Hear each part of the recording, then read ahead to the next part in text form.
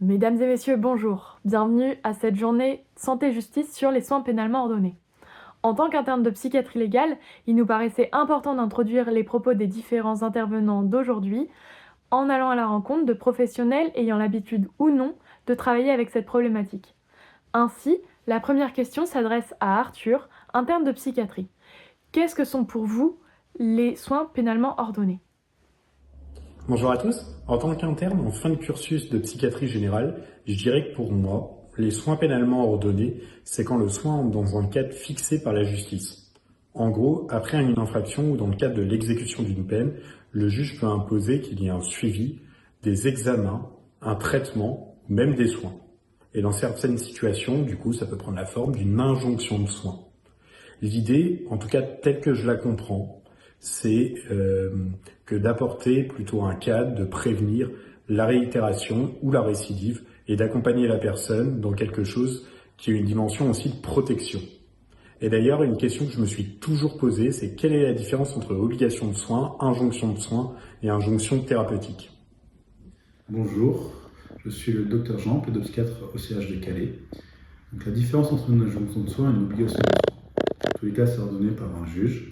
Une injonction de soins, il y a un médecin coordinateur qui suit ou effectue la mesure, alors que dans l'obligation de soins, il n'y a pas de médecin coordinateur. Les gens s'adressent directement à un soignant, on fait des attestations pour assurer que l'obligation se fait. En pédopsychiatrie, j'ai jamais rencontré d'injonction de soins. J'ai toujours eu des obligations pour des motifs très variés, allant d'auteurs d'agressions sexuelles à des parents qui n'amenaient pas leur enfant en consultation pour des troubles anxieux ou qui avaient des problèmes par rapport à la scolarité, à des refus scolaires et qui ne faisaient pas les soins nécessaires par rapport à ça. Et lors de mesures éducatives, de décisions par rapport à ces sujets-là, il pouvait se rajouter une obligation de soins. L'injonction de soins, c'est plus souvent ce que j'ai vu dans mon expérience. Ça concerne des adultes, auteurs de violences sexuelles. Et c'est plutôt dans ce cadre-là où j'ai pu voir passer des injonctions de soins.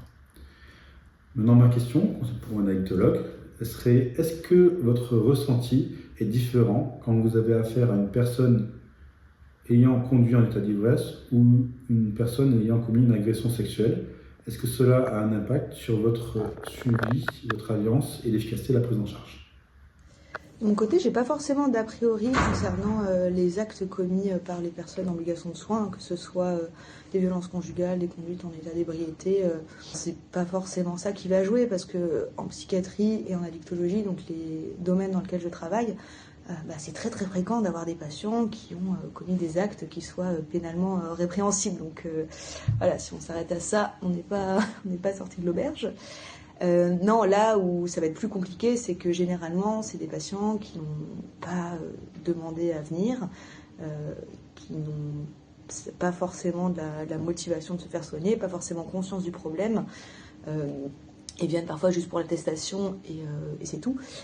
Donc c'est en ça que l'alliance thérapeutique va être beaucoup plus fragile, où l'entretien motivationnel a du sens, mais n'est pas forcément utile, parce que parfois on est vraiment au stade zéro de la motivation, ou alors il va y avoir un discours qui est extrêmement lisse et plaqué, et ça n'a pas forcément beaucoup de sens. Donc en fait, mon appréhension, elle va plus venir du fait que la personne soit en obligation de soins et ne veuille pas de soins, plutôt que des actes que ces personnes aient commises. Et de mon côté, la question serait si après une évaluation médicale, on se rend compte que la personne en obligation de soins n'a pas besoin d'une prise en charge médicale spécifique, est-ce que c'est possible de l'orienter vers un autre professionnel, un infirmier, un psychologue ou voilà, toute autre personne qui pourrait l'accompagner dans les soins?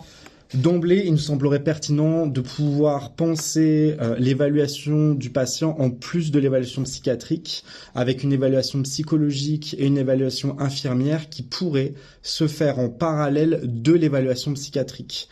Cela permettrait à un autre professionnel du soin de pouvoir prendre en charge des patients sous soins pénalement ordonnés.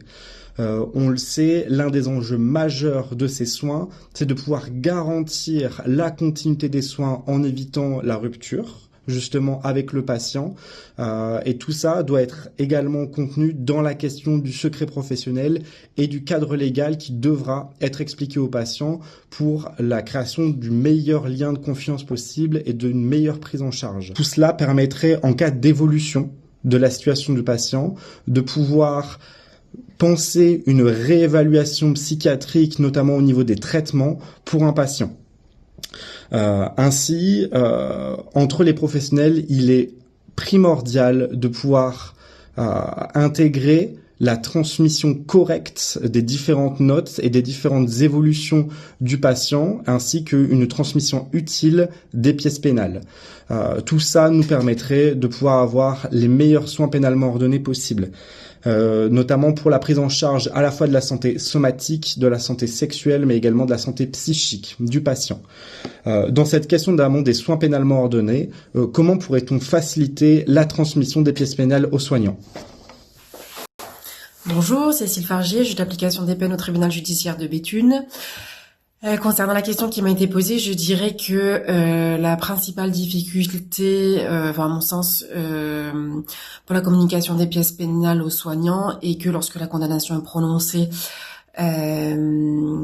souvent le jugement n'est pas encore signé ou n'a pas été édité, qui mettra quelques semaines à être signé et donc communiqué à la personne qui est soumise à l'obligation de soins, et que donc cette obligation de soins débute sans que ces pièces judiciaires n'existent. À Béthune, on a mis en place, le SPIP a mis en place une fiche navette qui la communique aux structures de type CMP ou XAPA quand la personne est reçue pour la première fois par le SPIP et qu'il est orienté vers ce type de structure. Cette fiche navette comporte des informations concernant la personne et sa condamnation.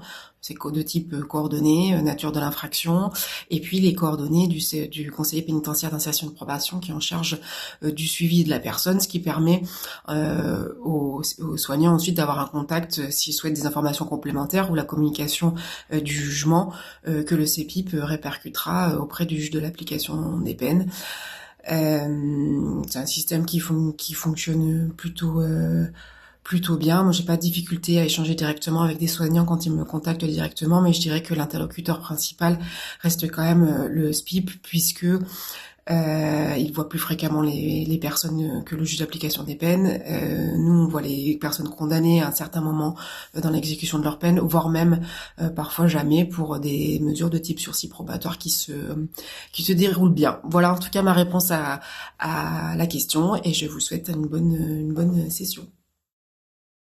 Cette introduction étant maintenant terminée, nous souhaitons remercier tous les professionnels interviewés dans cette vidéo, enrichis de leurs expériences et de leurs questionnements. Nous vous laissons dorénavant entre les mains des différents intervenants et nous vous souhaitons une bonne journée sur le thème des soins pénalement ordonnés.